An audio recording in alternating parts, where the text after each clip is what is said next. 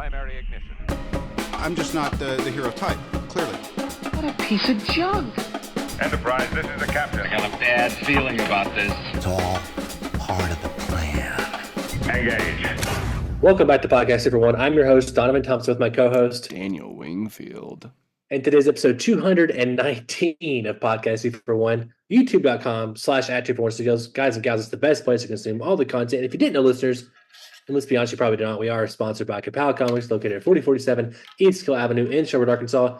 There they have comic books, collectibles, graphic novels, and of course, special guest appearances throughout the year. Kapow. Daniel, it's 219, and we've been off the air for a little bit, but we are just very busy boys. You know, we're busy boys. I do know. Yes, we are. We need a Busy Boys Club t-shirt is what we need.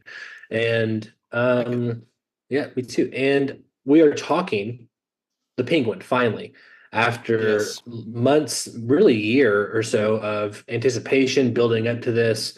And if our listeners didn't know, we did watch The Batman X amount of years ago. We reviewed it. We didn't break it down necessarily, but we did have strong thoughts, particularly about some of the narrative choices in that film. So I kind of want to get, first of all, a recap of your take of that film and kind of what that did or how that laid the groundwork for anticipation or lack of anticipation for The Penguin. Sure. Yeah, man, I was so excited for The Batman. Just really pumped.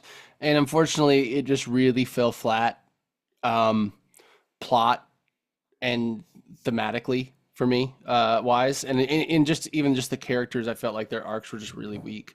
You know, the Riddler was disappointing in the end. I didn't feel like Batman felt very smart. Any of the clues he figured out, it didn't seem like it took a great detective to figure any of that shit out. It just took like really incompetent cops to not obviously see that in front of them. And so, you know, there's just little things like that, man. Like the visuals were so good. The cinematography was so good. Like I loved the design of everything. I loved the vibe of it all. I loved the feeling of being in that world, but it just didn't deliver the narrative punch that makes me care about the world and makes me care about the characters, you know? And so, yeah, that definitely is kind of like, that shaded my opinion of going into The Penguin. Like Colin Farrell was great in The Batman. You know, the car chase with him is one of the highlights of the movie for sure. But there is just this, like, I guess, tepidness of getting invested in this universe, right? Because it's like, well, your first step into it didn't impress me, you know? And so, like, I don't want to, like, get all attached. It's this weird thing of, like, even as I'm watching this, I'm like, I'm kind of liking these villains more than I liked Batman, which feels weird. Like, I'm more connected to them. I'm more invested in them. But also, like, what happens with the Batman 2? What if it's still not as good? And it's this weird Batman universe where I like the villains more than Batman.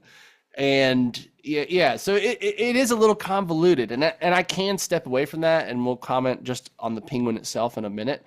But it's got some baggage, I would say, for sure. Yeah.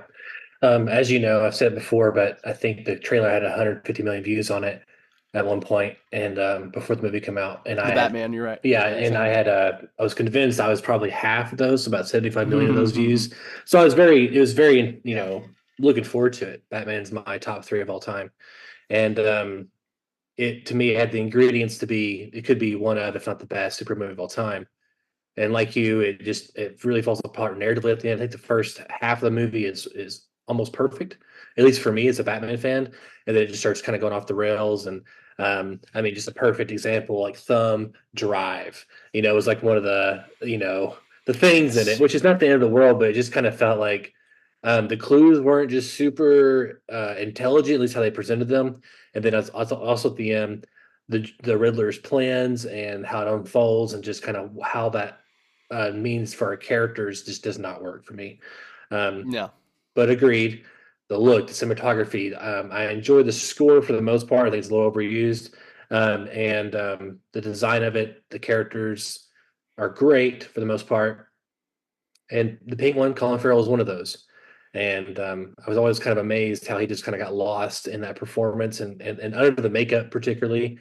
Yeah. And, you know, even though the movie left a lot to be desired. I still really enjoy it. I find a lot to enjoy from it, and I saw it a lot. And when they announced the show, I was pretty like, okay, this is interesting. Of course I'm going to watch it, and we'll see what they do with it. It's more interesting for the fact that it's supposed to be like a week after the end the first film, which means like it almost becomes essential viewing. There was a lot of speculation about whether Batman would be in it or at least cameo in it, because of course those conversations were had. You have to. They've said now that that's not the case, and we still don't know, but I tend to believe them that it's not the case. And um, another interesting thing was they kind of told us before the show come out that a lot of what the Batman Part 2 is going to be, some of this is in there. Like the grab for power, Oz grabbing for power is going to be like part of the DNA of Batman Part 2. And now they've kind of removed that. And I'm kind of glad they've removed that in saying they're walking back that statement that this is what Batman 2 is going to be about, or what? No, they removed it from the script, and this is what the show is now, like that element of the Batman Part 2 script of Oz grabbing for power. Gotcha. Okay. And so now it's its own thing, which I kind of like that, because I'm not sure I wanted to see this kind of stuff in a Batman movie, in terms of I like seeing it more fleshed out, and I like seeing more of Oz, and those kind of things. So just for our viewers, I have seen the first 4 episodes, Yes, which is half the show. I'm one behind, and you're one behind. Yeah. Which I think is okay in this context, because this last episode, as you know, and our listeners might know or don't know, is that the last episode that released, episode 4, is a flashback episode that really gives context for a character and doesn't really progress. It's just Sophia's backstory, right? I mean, I already know. Yes, I've seen the rave reviews. I've seen that like this episode like had a surge of viewership, which is awesome. I'm excited to watch it, but I agree. It doesn't seem like it's more just filling in the gaps of what we already seen rather than like progressing the plot. So yeah, which is again this thing we've talked about many times the last couple of years of like TV shows having this weird break in the narrative and jumping. It's usually back not episode 4. I will say it's usually like the penultimate episode, which is way worse. It feels like it's normally either like the first quarter or the last quarter. Yeah. Yeah. And Acolyte being probably the most egregious example, where they did 2 different flashback episodes in a truncated season. Stop! I already forgot that show. Stop reminding me. Yeah.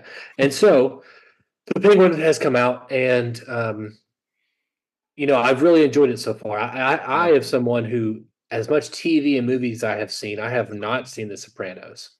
But I do enjoy gangster. I know, shame. I do enjoy gangster and crime-driven anything. So I think this world is always super fun. And again, Colin Farrell, no matter what, every scene he's in, I love watching his character, even if it's like eating a sandwich. Like it's just fun because he has these fun mannerisms, and he's just a unique character. And also, I always have sympathy on a meta level for him, because he's always literally wobbling because like that crooked foot. Sure. And I just keep thinking like he's actually messing up the gait of his walk in real life. Like that's going to hurt him over time if he keeps doing that. And he has to take after take. And I'm like, Colin, this might bite you in the ass in like 5-10 years or something. So anyway, I have sympathy for him, even on a meta level. So watching the show, I've really enjoyed these first 3 episodes. Yeah. And I think, it's not something that's like, this is the ultimate crime-driven show of all time. I have not seen The Wire. I have not seen Sopranos. But I just don't feel like, even just watching it as a someone who likes comic books and someone who likes television, that this is the peak of cinema, right? Sure. And so, but I'm enjoying it, and I'm enjoying seeing the world fleshed out. I do feel like, even though there are moments in these 3 episodes that feel like the Batman universe, at least shot-wise, it does feel a little removed for me. I think the opening of the show felt pretty like almost similar, but then it kind of goes to like a different color palette. You know what I'm saying? Like it just feels a little different. And that's okay, but there's also some interesting choices that I think stand out in a weird way. I still like the characters, and I'll get into this in a minute, but there's some things that are just kind of not 100% gelling with me. But overall, I'm enjoying it. I'm glad we got it. I'm okay. Like if they want to do a Batman part 1, 2, and 3, in between each movie, we have a season focused on a villain That that leads kind of up. Yeah. leads up to the movie, and it kind of just gives the Sure. world makes the world feel a little bigger. There's been lots of reports saying that HBO, since the success of this show so far, are wanting to expand the Gotham universe as they're kind of calling it now, and we'll see what that means. So Yeah. I'm curious, and also based on a lot of the reviews ahead of the show coming out, because a lot of reviewers that saw the whole 8 episode season, Okay. they were saying it really drops off in the back half. Like it just doesn't, like there's too many plate spinning, and that it kind of the show just can't keep up with itself. I kind of like Oz constantly being put in situations where he has to lie and Sure. trick people and get out of situations. Yeah. So I may disagree with him at the end of this, but I may not also. What's your initial thoughts?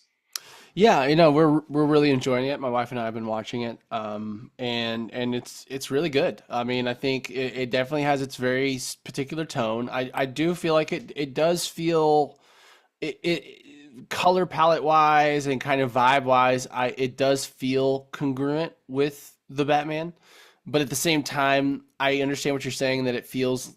Oh, hey, Caddy. Yeah, I saw him jump up there, and I was like, oh, he's just jumping up and chilling. Yeah. into the review. Anyway, so most of the time I'm not aware I'm watching superhero media, right? Like it doesn't feel like I'm watching a Batman thing. It feels like I'm watching a dark crime thing, and I'm enjoying it. Like it's good, and it's like on its own merits. Like you said, Colin Farrell's performance is fantastic. So Sophia, I'm blanking on her name, but I mainly know her from that one episode of Mythic Quest where she plays a very similar, like, depressed character. She's in the episode with where they it's that one episode in season 1 with what's his name from New Girl, and they like design a game, and it's like following their like progression of like designing this little indie game, and then they make what the an big amazing episode! If you want like an amazing episode of television, that episode from Mythic Quest. It's a fantastic little like tragic love story wrapped up in the story of like a video game. It's great. Her name is Christy Melody, I think, or Melody. Yes, yeah, Melody, and I know her to be the mother from How I Met Your Mother. Right. Okay. I didn't know she was there. Yeah. And she is delightful in that show. Okay. So, yeah. So she is fantastic. Like as much as like Colin Farrell steals each scene, like she is too. Like she's really, really, really good, and this is like a perfect role for her. It feels like a just an immediate step from that role in Mythic Quest. Like she's a very like just kind of goth look, depressed, kind of like pale, like that vibe. She's very similar to that in this. But yeah, I mean, like I agree with you. I like watching Oz having to navigate in between all these families he's kind of manipulating. You know what I mean? That's enjoyable. And it's a weird thing. I'm kind of rooting for both of them right now. I'm kind of rooting for Sophia and for Oz.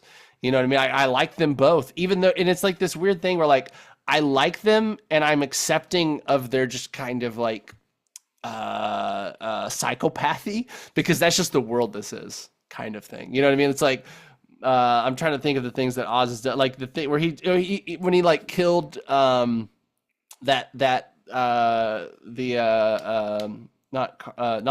Falcones, but like the dude that they had captured to like interrogate, and he like ends up killing him because he realizes like that's the only option he has, whatever.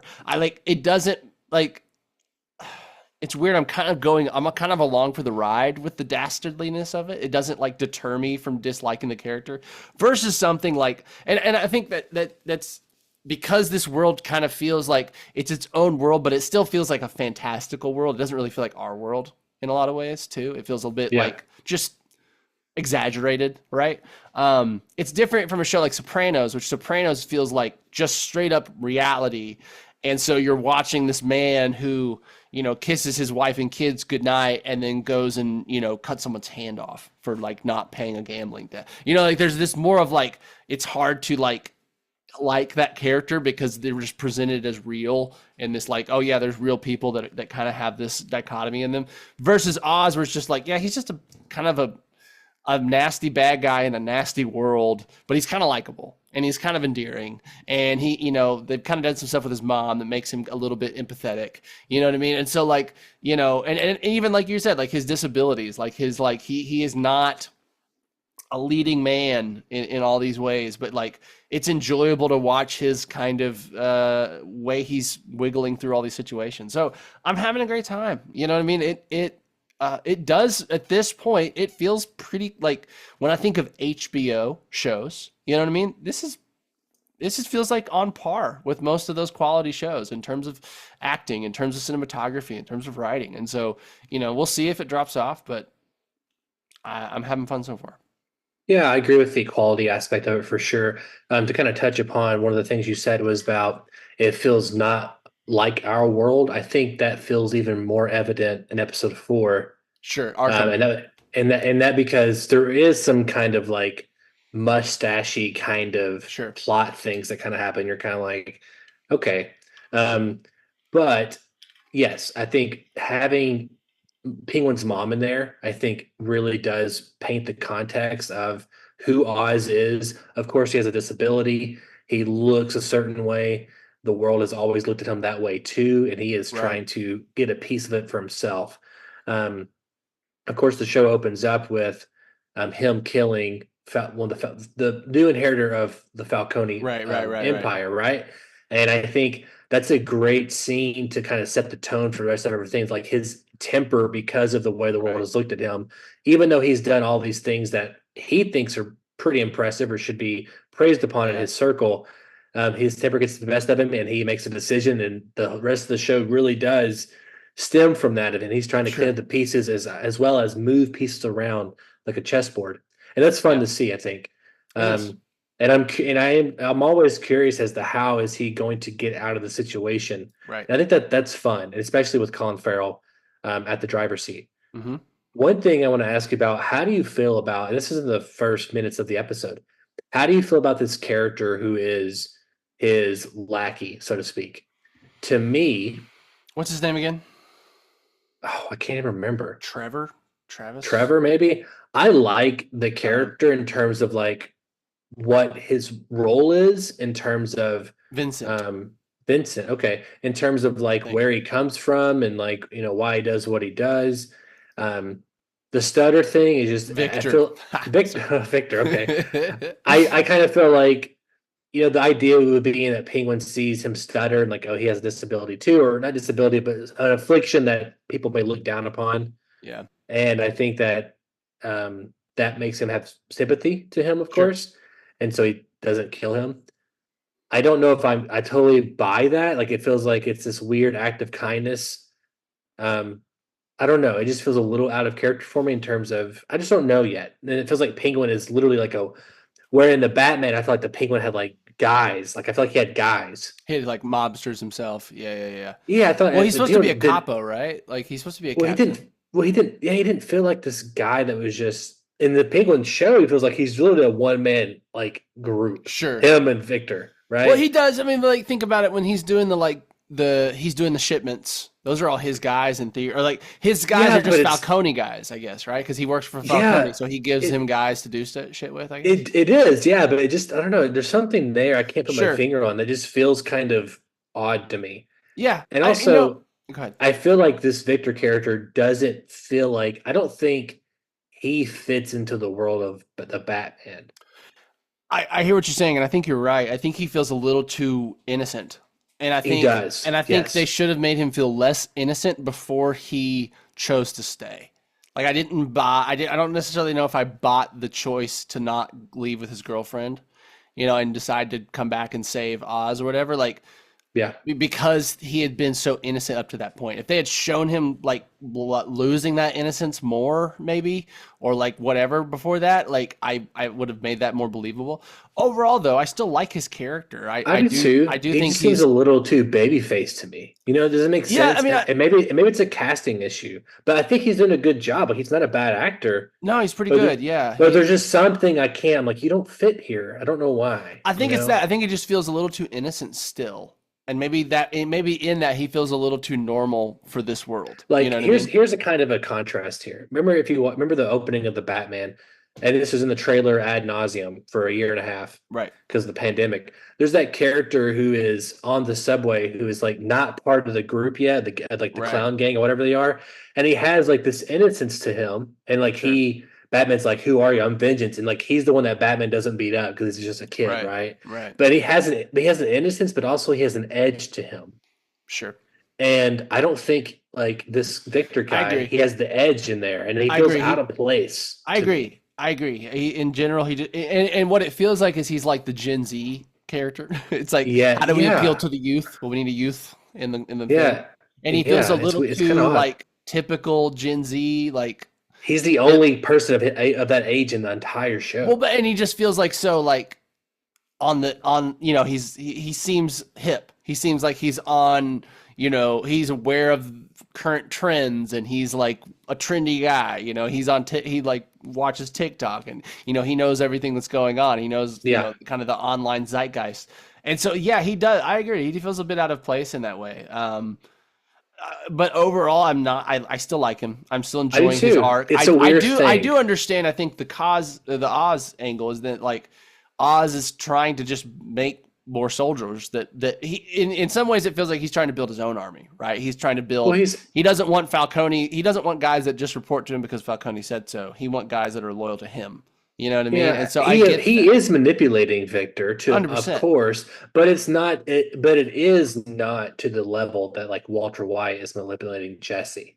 Like, no, I think in some ways Oz thinks he's doing this kid a favor because this is just the way Oz sees the world, and he thinks that last speech to him before he leaves, right? I believe Oz is telling. Yeah. There might be like 10% in there of manipulation, maybe 20%, but majority of that is, you're correct, is how he sees the world. Is like you're like, oh, you're truly dumb if you think anything different than this because I thought you were one of me. I thought you were like me. Yeah, exactly. And so I think I get it from that angle. I do agree, though. He does feel just he's a little too clean cut in both presentation ways and just like who he is as a person. He just feels a little too clean cut for this world. When she walks in and she's like, "Who are you?" And he's like, "I'm the driver," or whatever. Like, he just doesn't. You know what I'm saying? He doesn't fit into the world yet. Yeah. And maybe they will by the end of the season. Maybe we'll think, oh, he's perfect now, and that was the journey he was on, like molding into this. But can you just imagine? Like, there's an exercise I did while watching it. I was like, okay, well, if any of these threads continue into the Batman Part 2, can I see the Batman in a scene with this character? Like, he goes to visit the Penguin, and he's there, like his right hand man. Yeah. Can I see this character as he is right now in a scene with? No, I feel like you'd have to like age him up and make him look like like give him tattoos everywhere, buzz his head, right? Like, you know what I mean? Yeah. Exactly. No, I agree. Yeah, there is an interesting version of this where it is a character more like Jesse Pinkman, like a druggie, a guy that had like 100%. that didn't come from a like nice little picturesque family right before everything went away. You know, that was maybe kind of on the streets before then too. That you could still find a way to make empathetic and whatever, but I agree with you. What if he was just the kid from the Batman where he sees the Batman and he beats the shit out of all those guys? That kid is perfect for this role. Yeah, you know what I'm saying? Like, he was like he saw that, and then like 24 hours later or 48 hours later, the city goes into whatever.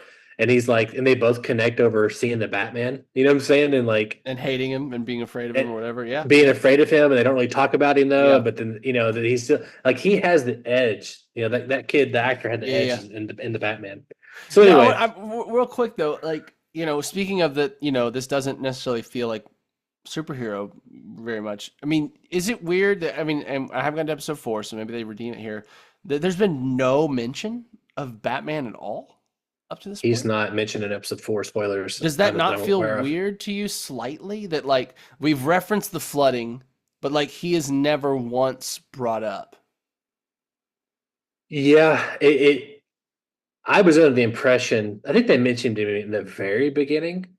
Okay. Like the newscast, I think, was kind of like Batman is helping people. Oh, that's right. You're right. There was a clip from the movie showing him do something. And I get the idea that like Batman is doing First of all, Batman's not doing a very great job. First of all, if all these people are doing all this No, stuff, yeah, I mean, but he also didn't do a they, great job in the movie either, but it's fine. he did not. But I mean, like and I get it. Like it's like, well, but here's another thing too. To answer that question, I'm going to say this part too. Like to me, I kind of always thought the Batman Part Two was going to be like if it was. I never anticipated like a long gap story wise, Sure. and I anticipated like maybe the city would have been flooded. It feels like only like Gotham doesn't feel flooded in Penguin. It is in the beginning, like the first No. episode, No. like just Yeah. the opening scene. But it's like, Yeah. oh, I don't ever see anywhere where there's water or Or like how where it's it used to affecting be. people Yeah, you're right. right You're right. It's now. supposed to be a week later, right? It's a week later. So I mean, theoretically, there's a section of Gotham that's underwater right now. Yeah. Because they That's weird. clearly didn't fix the dams. So and the movie kind of made it look like all of Gotham, maybe I'm wrong, was like flooded or a good chunk of it. Yeah, at least like downtown, like the urban areas for sure. Yeah, I it is- guess, it but is it's all, but if the urban areas is pinnacled to like a really nice stadium where like the elite do political campaign speeches, you know, Sure. Yeah, I mean, like that's where they all that's all they congregate Yeah, in the movie is the right. centerpiece, right? right. So anyway, there's just some weird stuff there where I kind of my brain thinks about. But to answer your question, I do wish Batman would make an appearance in this, and I wish that 100%. when the Falcones are doing their shady stuff, or when those guys are, like getting ready for a drug deal and there's guns and stuff. I like the idea of one of them saying, like, you think the bat's Yeah. gonna be here tonight? Or they see the Yeah. symbol or something and they're like, not Yeah. tonight. He's too fucking busy with whatever. Right. You know, I they agree. mentioned like the Riddler being like, yeah, that madman blew up the city or whatever. But I think it would make Batman feel like a bit, at least somewhat, like he's doing a decent job if the criminals would reference him, the low Yeah. criminals at least, 100%. I agree. Yeah, I think it would feel you going back to like what you were saying about like the water and the stadium stuff, and even this, it just feels like this universe sometimes isn't thought through quite enough. Like you thought through the logic of everything, but you should have taken like 10 more minutes and like completely taken those and like, well, what if this, then that? And I think that even feels like the way that what the Batman was a little bit. Like the Riddler's logic was like, that only makes sense if you think about it for 2 seconds, and then it becomes like nonsensical to a degree of like, you know what I mean? Or like, it's just things like that, or even like, again, the clues he finds in the movie where it's just like, Do you think that this particular cool, case, but it's not. do you think this particular case, with Penguin being an HBO show, because here, keep this in mind too, it was originally a Max show and it got rebranded along with Lanterns as an HBO original, right? So they saw the potential in it and then made it HBO. Do you think there's this hesitancy? Like example, Black Panther is like one of the first superhero movies, if not the very first ever to be nominated for Best Picture. HBO is known for awards. They're known for sweeping at the Emmys and being nominated for a lot of shit.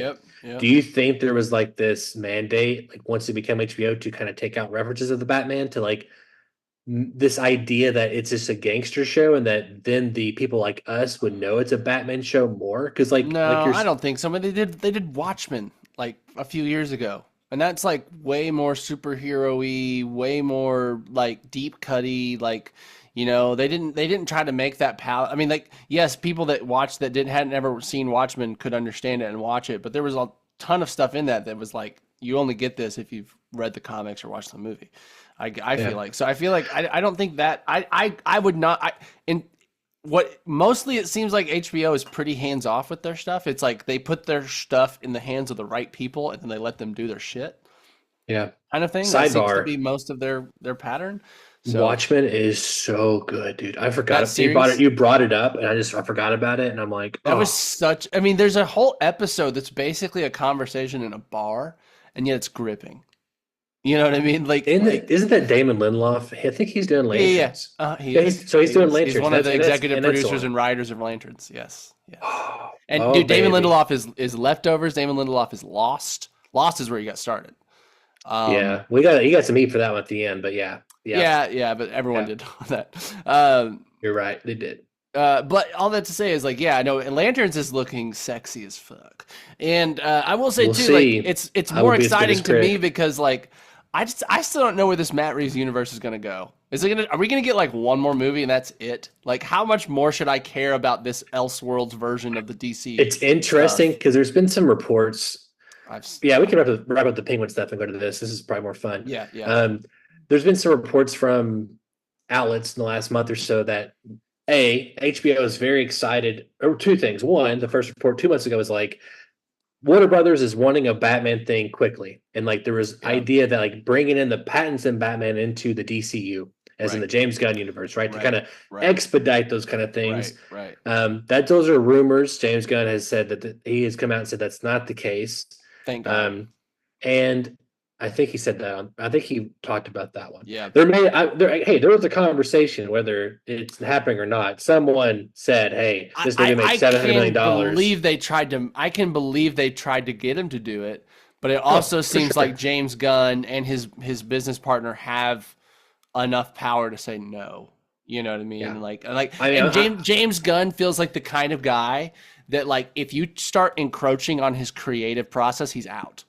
You know what I mean? He's like not gonna, like, that's part of the deal. You let me do my thing, or you pick somebody else. Like, that's very much his kind of vibe, I get. So big picture problems with James Gunn. I think like the Warner Brothers Discovery, the deal of like them buying it, them selling Warner Brothers off again, like all these things that could absolutely impact this universe before it even gets started again. And they could just, the board of directors could just get rid of James Gunn or just stop making superhero movies. I mean, look at Joker. It a huge loss for Warner Brothers.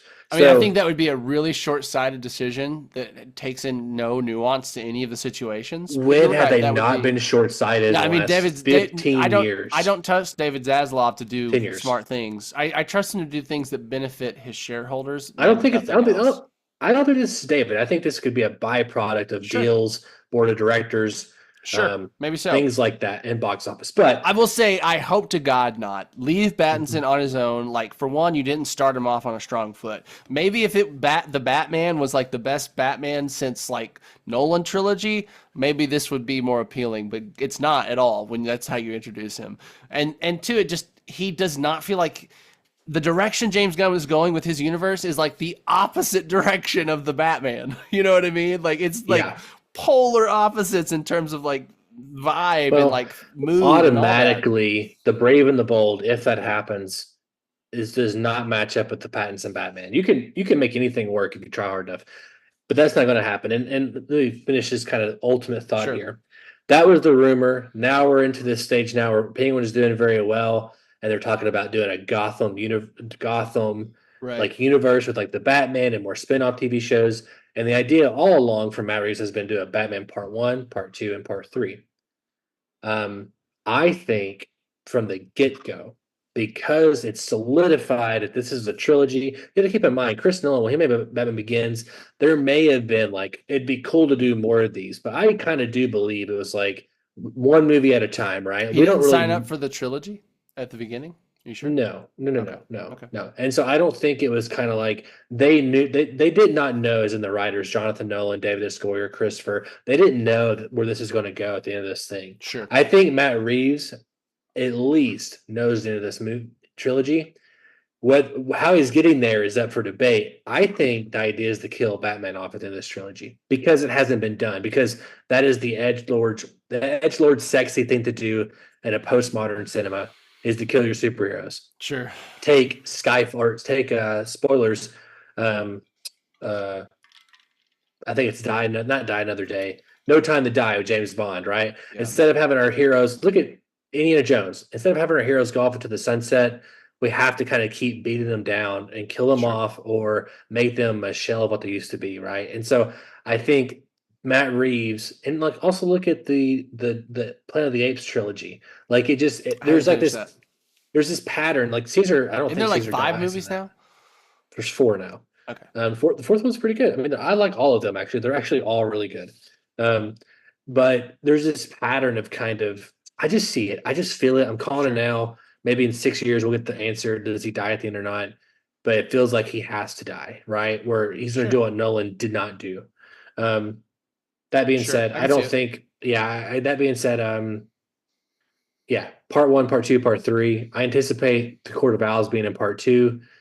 I don't have Really? much. You think that's what they're gonna do? God damn it! Like, that makes me mad. Like, It save doesn't- that it- for James Gunn. Like, I don't want them to like take what is one of the only, like, one of the coolest unused Batman ideas, and you're gonna fucking like, that's What scares me about James Gunn's version? Since you've been on this DC kick lately, did you watch that? It's like basically Batman and Son, where it's like Damian Wayne. Damian Wayne, but it's like Yeah, they yeah. use the Court of Owls shit in there.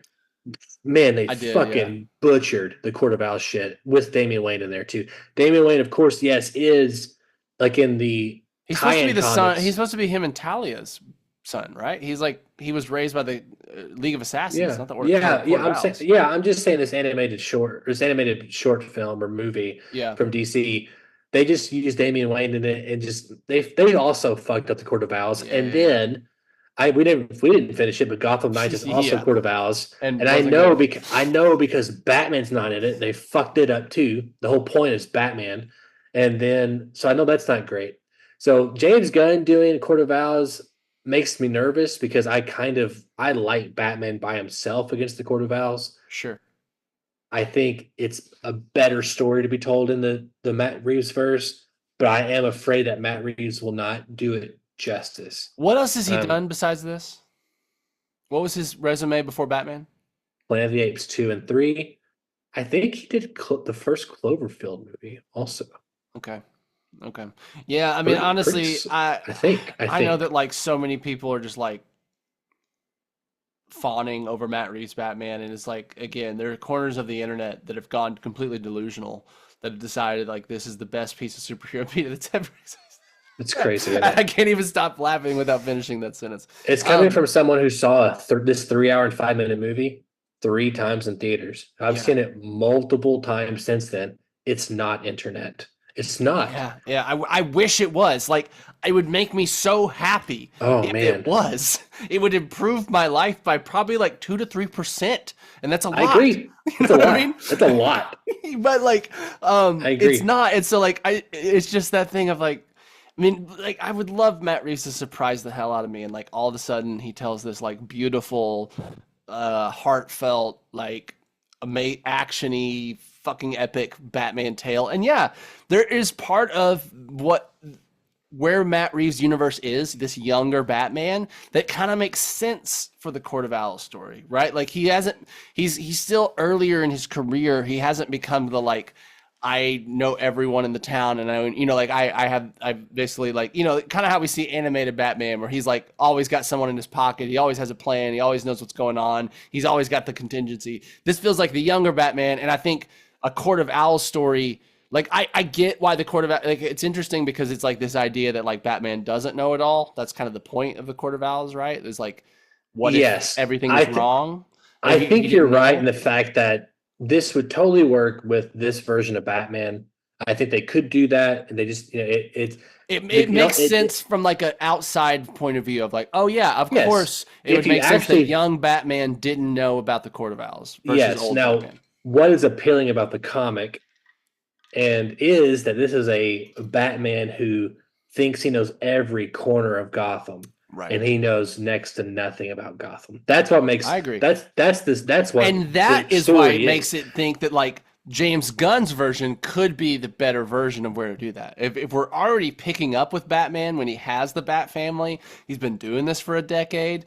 That seems like a really interesting place to do story in the way that the comics did it. So again, Damian Wayne and Nightwing, they're all involved in the tie-ins of a little bit in the main story of Court of Owls. There's a weird thing in the comics when there's like you have people like Spider-Man or Batman or Superman. They have like fucking 10 sidekicks and like a love interest and kids, but like they have their own comic line where it's just like them. Right. Doing solo stuff, but like their kids are doing, but then like there's also a comic where it's like, here's what Batman and Robin are doing, but then here's what Batman's just doing by himself. So there's this weird thing. Again, Scott Snyder is like his Batman run is the best Batman run of all time. There is no question, ifs, and or buts.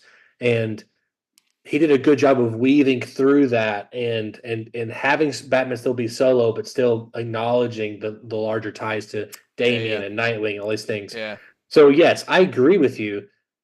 I think Gunn's place is the best place to tell its story. Yeah. I just don't think Gunn so far. I have to see Superman. Yeah, sure. Like- No, fair. I mean, that's just true of every other movie that comes after. Like, how we feel about Supermans will shade how we think Lanterns will be, how we think, everything else will be. Because I mean, I think that Superman is his first time, at least in the superhero genre, really stepping out of his own James Gunnisms. You know what I mean? And like how I hope well so. can he- I hope so. I think he has Yeah. to. I think he stated that he knows that this Yeah. will be different than his typical flavor. But yeah. To give him credit, he has said that, and I think he said like Marvel gets accused of this. I would say it's not as bad as Marvel doesn't do this as bad as people said they do. It is like 90% true. Marvel, most of those films feel like the same universe in terms of color palette, tone, the Marvel tone, but there are outliers like James Gunn's films that feel a little different, like Black Panther, even, and and Winter Soldier, and they kind of tapping into the genres. Gunn has stated, like, and the sentiment that I got was that even more so, these films will be their own genres, own color palettes. Like they'll be very specific. I like that. Which is great because that's how the comics are, for one. Right. But two, it does. I see the problem now for the filmmaker, and maybe James Gunn, for when Justice League does happen. It's like, how are you going to bring these people in and make them feel like they're all from the same universe? You know? I mean, what I love about Gunn, and like I remember I saw some post he said recently about how like they were talking. Maybe it's the Supergirl movie that's in development or whatever, and like he's like, unless we have a good script, we don't go forward unless the script is right. And I think that those kind of statements comfort me. Those kind of statements are like, yeah, that's how you do it, and that's how you're supposed to do how it. it feels like Marvel has specifically not been doing it for like the last few years. They're writing things as they're going, and hey, sometimes it works. Spider-Man: Homecoming or No Way Home. Great film that they apparently wrote the ending halfway through shooting the movie. It worked out for them there, but most of the time it's not been working out for them, and it feels like, oh, they're just pulling shit out of their ass as they go.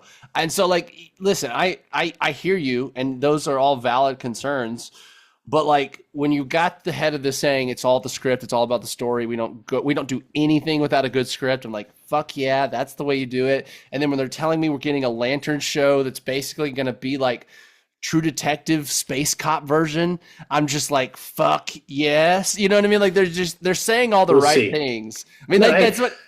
Again, to me, someone said, Donovan, you could do a True Detective style Green Lantern show. I would literally just poop my pants, Daniel. It'd be done. Like, well, now I'm a senile old man physically. But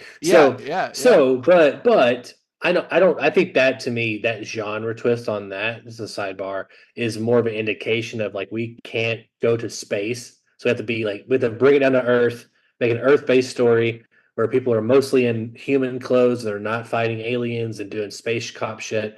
But I don't know. I'm really hoping it's bigger than I think it is. I'm guessing it's not going to be a human that's been killing things. Is first my assumption. I think I have my own theories on that. My initial thought. Sorry, Batman or Penguin listeners. My initial thoughts on that is that they're going to make dropping stuff. Hal Jordan about the parallax at the end. They're going to make him a bad guy. I've seen that rumor. Infected by fear. Oh, you have. That's just my thoughts. I haven't even seen that. Was just the fear is like the yellow lanterns, right? Yeah, and so like I just feel like since he's older. That's how they did it in the comics. He was older. He was kind of all these things. He ended up revealed himself to be infected or to be parallax, and he kills tons of people. Like he kills the entire Green Lantern Corps. I could definitely see them doing that. For me, I think they'll hold off on that. I think they'll do that eventually. I don't think they'll do that immediately because they want you to be. It would be much more effective if we get like Hal Jordan in like a TV show and then a movie and then their own movie. And then that happens, and we're like, we love Hal Jordan. Like, you know what I mean? Like, that would work better for me. Maybe they will. I agree, but here's my pushback on that is that traditionally it starts with like Hal Jordan gets the ring, and Sinestro is his teacher, and Sinestro is like a dictator on his planet. Yeah. And that's like, that idea is like, you can see them grafting that sentiment onto this show and being like, Jon Stewart's the new recruit. Hal Jordan is this legendary Lantern. And turns out Hal Jordan is being corrupted, and he could have an easy have a redemption arc at the end of that, and he Sure. kills himself because in the comics he becomes the Spectre. He becomes a Right. ghost like figure, Right. and from that he ends up being reborn into the greatest Green Lantern story of all time. My fear is that they won't go that route. They'll just make John Stewart the main guy because everyone thinks of Green Lantern from our age Sure. because of the show, even though they're wrong. So I just that's my Lanterns take real quick. Sure. But yeah, I don't know about Superman and all these kind of things. I think The crypto, yes, the image yeah, of that's crypto great. was great. See, That's again, great. they're- That should have been the they first can- image of the entire thing. You're right, you know? and I still think that whole thing was blown way out of proportion. But other Sure. than that debatable misstep, they haven't been doing anything wrong with their rollout with Superman. You know, what I mean, they've been saying all the right things. They've been casting all the right people. You know what I mean. So yeah. Well, I want to talk about real quick to finish Yeah. this point up about the script thing. Is that yes, he has said that and he's also said that on his 3 films in the Marvel Cinematic Universe on his holiday special, and he also did some consulting on some of the other cosmic stuff too. He said that his have always come under budget, on time, and minimal reshoots or no reshoots. Sure. And that also is kind of that's a great sentiment if you enjoy those movies. I like the first Guardians film. I like all 3 of those movies a lot. I think the second one is not ultimately as strong as the first one. Right. I think the third one also has some weird narrative choices in it. And Yeah, the first one's still the best. The first one's still the best. So, and even the Suicide Squad movie, where I think I really like it a lot, but there's also some narrative choices I don't like in it. And it typically has to do with every time he does a flashback. Every time he does flashback stuff, I feel like he doesn't know how to do flashbacks. So I agree. I love the idea that scripts comes first. They should be locked down. They should be good to go. We should agree with them before we start shooting anything. That makes it to think otherwise feels weird to me. And are you sure? But it also is that seems like what Hollywood's doing right now. Well, that's to be fair, that's what built the House of Marvel, was this idea of Iron Man 1. He said we felt like we were shooting a student film, Jeff Bridges, and he didn't know he was the villain until halfway or 2/3 of shooting the movie, and they rewrote it to him being the villain, and it kickstarted the whole universe. Sure. They've done all this, right? And there's a freedom to that, to be able to fix things in post. To this isn't working. Let's go back and fix this. Let's rework that. But also, it does. You can spend a lot of extra money doing that. If you're relying on that system, it's I think that's a good practice to be acceptable. Hey, if we get in the middle of this and we realize shit, this isn't working, we got to do what we got to do right now to change it. But if you're going into the process accepting that you're going to have to change it later, makes me feel like you're going to be less rigorous with the first version of the ideas. You know what I mean? It's also there's this classic shot of Taika Waititi and literally 25 cameras, and they're all shooting Chris Hemsworth. I think this is for Thor Ragnarok, and it's there's 30 something cameras, literally. Yeah. And you're what? You're okay, well, they're shooting for coverage, and then there's that. They're shooting for coverage from every fucking. At that point, just feel like some type of drone. I do think wasn't that for 3D? Part of that setup was for 3D. Okay, look, if it's double the cameras for 3D, there's still 15 cameras in, 15 angles at least, and 30 cameras, right? Yeah. So it blows my mind in terms of the unspecificity of some of these movies. And I think where you see the difference is the Russo brothers, where they are changing things. But if you look at Winter Soldier, Civil War, I think they're changing things because of schedules and time stuff. Yeah. But at least Winter Soldier, that movie feels specific, man. It feels it feels specific to me. So, I don't know. This is the same still we talk about all the time. I know that I'm ready for a trailer for Superman. I'm ready. I think December there's a Brazil, I think Warner Brothers Summit or something they do every year. I think December is the month, and I think they're going to do that to give us a 30-second teaser of a cape floating in the wind or something. Yeah. I think we'll get a teaser where we see one shot of Soups, but everything else is other random shots or something like that. Yeah. When is it? July next year? Is that when it's supposed to come out? It's my birthday movie. It's beautiful. It's beautiful. I know, it is beautiful. It was made for me. My birthday. Yeah. And if they Anyway. own it, you're not gonna watch it, right? No, I'm kidding. Nope. Anyway, I like the Penguin. I do too. And I like Yeah. superhero shit. I hope we get more good superhero shit. That's just my general opinion. I've been into it. I mean, I'm always in it, but like sometimes Right. I'm in it more so than not. But I've been really reading a lot of comics lately, like catching up and reading kind of stuff. And I really implore you to go download or just here. I'll say this online. I'll give you my login information, and you can download the DC Infinite Universe app. Yeah. And there's some great stories. Particularly, you've never read The Court of Owls, right? No. Dude. Listen, I want to. Part of me, and I don't know if this is, maybe I should just get over it. Part of me, I just like want to read those in physical form. Like just reading a screen over and over just sounds a little tiring to my eyes and stuff. I know your Christmas present now because that's an easy get. There you go. And like that. Yeah, like I want to read those stories. I personally, I just want to own them too. Like in the graphic novel, like all of them compiled into one beautiful. I don't think I'm overhyping it. I don't like, and then I would love to do that. I mean, I would love to read that. I would love to read, even some of the quintessential Superman. I wish they would make. I would love if they made like a compilation book that's just like they do. Dude, they're everywhere. They're the quintessential all over the arcs of each character. Okay. Yes, okay. they got them. They got those books. They got it's like a hardcover. And it's like 4 different graphic novels into this big block. It's like here's like Batman's best stories kind of thing. That sounds amazing. I'm going to hook you up, dude. First of all, it's amazing to me that you watch all these animated movies, and these animated movies, and if you enjoy them at all, if you in 10%. They are so truncated versions of these actual stories that are just like Marvel cannot typically hold up a candle to DC Comics. But his 50, I think it's 51 issues he did. Yeah. Scott Snyder and Greg Capullo. Yeah. It's The Court of Owls leads right into Death of the Family, which is the Joker story. Leads right into Batman 0 Year, which is it's 12 issues of like the year, his first true year and his origin, like that. Do they reset in between at that point? Is that like what happens? Is there like a reset in between? It's just like always kind of just like it's not they a just reset. Go back in time to tell a story from his past. Yeah, kind of thing? It was 12 issues of the whole year of comics, just of like, hey, here's this new 52 version of Batman's story. Yeah. And then that lead right into basically the next Joker story, like the final Joker story. It was called Endgame. The 3 Jokers? Is that the 3 Jokers? No, that's totally separate. Okay. This is Endgame, and then that led into the final arc of this Greg Capullo Scott Snyder thing. And there's been more after that. Sure. But that's like for whatever years later. But that 51 issues is the quintessential Batman. Like you're just like motherfucker. And that's the 52, good. The new 52.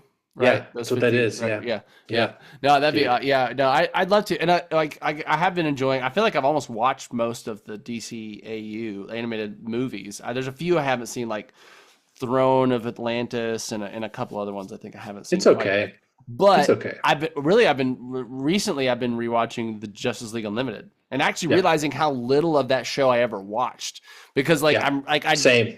And like realizing like every episode, what I'm loving about it is that almost most of the episodes are about these like lesser known characters in the universe. You know what I mean? Like it feels like all the time we're getting like, The Question or, we did one on Booster Gold. There was an episode with Booster Gold. There was just recently like the Captain Marvel had an episode.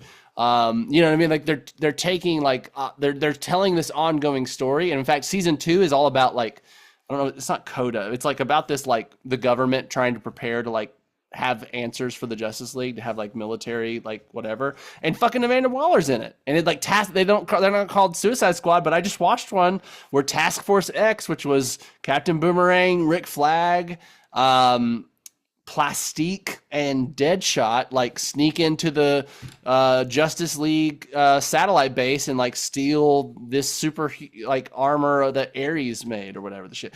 So it's surprisingly interesting that every episode's like, this isn't a Superman episode. This is like some random ass character episode, but like Superman's involved and he eventually shows up, but we're like mostly interested on these like characters that don't get a lot of the spotlight. So that's been really fun. It's just to learn, Atom Smasher and And is it the Atom, the dude that can like absorb all the radiation shit and all that kind of stuff? There's just a lot of fun characters to get to know that aren't like mainstream ones. That's been enjoyable. And man, the amount of Star Trek actors that are voicing characters in the show, a lot. it's just like and like it makes sense because like that was the 90s. That's when they were like at the peak of their probably careers. They were in Star Trek and like probably getting all these other gigs on the side, and so like it makes sense. But like it's just constant. Yeah. One of Darkseid's like the lion dude that's Darkseid's like minion. You know what I'm talking about? That's Worf. Yeah. That's Worf. Oh, I didn't know that. That's cool. Yeah, That's very cool. Michael Dorn. So yeah, and there's been plenty of others, but anyway. Yeah. One thing I got to talk about this real quick. And we'll get off here. Okay. Two things happening. One, the Ultimate Universe in the Marvel comics have come back online in this year, right? And their Spider-Man comic it's the best Spider-Man has been written in a long time. Is Mary Jane still dead? No, in this Ultimate Universe, Peter is like 35, 40. Oh, is this the one where they're coming? They find their powers later, and like he's like, okay, yeah, I remember this. And it is like Uncle Ben at the moment, and like we're almost a year in, he's alive, and he's like running the paper. J. Jonah Jameson, dude, it is so good. And on top of that, Scott Snyder, he just they just launched last week. Basically, they call it the Absolute Universe because I saw a video on the first issue. Yeah, one of the big mantles of DC Comics is like when they say, like, example, the Court of Owls story. Once a story or storyline becomes so popular, they encapsulate it and make like an absolute edition of it. And like that's like, here's the most premier, like $150 version of this storyline. It's got all this artwork and whatever in it. Right. And so they call it Absolute Edition. Well, now they took that word, that sentiment, and said, here's the absolute line of comics. And so it's essentially their Ultimate Universe, absolute, all in universe. And so they just did it last week. Batman came out. I think this week is Superman coming out. Okay. And it's a new universe from ground zero, and like all of them are stripped down to their core, different origin stories, whatever. Yeah. I saw a video summarizing. I saw a video summarizing the first one, so I kind of got some. What do you think about the bat symbol? I have not. You don't even know visually, what it looks like? Yeah. I know what it looks like. I mean, it's different. You know, it's not my favorite, but sure. I'm looking forward to finding out why everything that I have it, the pull list. I just haven't picked it up yet, so I haven't read it. Okay. So I'm looking forward to that and kind of seeing what this universe does. Yeah, I liked it. It seems pretty fucking cool. Like Alfred's way different. Just the whole thing's way different. So. Yeah, I'm excited, and Scott Snyder's writing it, so it makes me excited about it. Yeah. No, I enjoyed what I read. I mean, dude, Bruce Wayne looks like so fucking swollen. Though he's like his muscles are. He just looks like an anime character a little bit with how. He does. Yeah. No. Anyway, I'm going to get you the Court of Owls, whatever, and then you're going to go buy the continuous novels of those, and they're so fun. They're so good. Great. All right, man. How can listeners write into us? Listeners, if you want to talk about any of the 100 things we talked about on this episode with us, you can write into bit.ly/241mail and let us know what you think of the Penguin, of the Superman, of the Green Lantern show, of James Gunn's DC Universe, of the animated DC Universe, of the Marvel Universe, anything. Really, honestly, if you just want to tell us how your day is going, write in bit.ly/241mail. And for all you edgelords, the Batman lovers out there on the internet, you can also find us in the comment section below, youtube.com/@241studios. Please tell me why you think the last act of the Batman is the best thing you've ever seen. Now how we get the most videos ever on this video? If you title it, "The Batman is the worst movie of all time." Like we'll get so many hate watches, it'll be amazing. We'll just say the Batman is worse than Madam Web or something like that. Yeah, you know what I'm saying? Yeah. We got to. Madam Web is better than Matt Reeves' Batman. Yeah, exactly. Give me the Madam Web universe. Speaking of, Venom is next week. At the time of this recording, Venom: Last Dance, and I'm kind of like, I mean, I've been rewatching them. Out next week. Gosh, that feels like the trailer just came out. Yeah, it's next week, and I can't wait to be disappointed again. So I'm excited. I'm excited. Yeah. Anyway, my name is Donovan Thompson. I'm Daniel Wingfield. And we have spoken.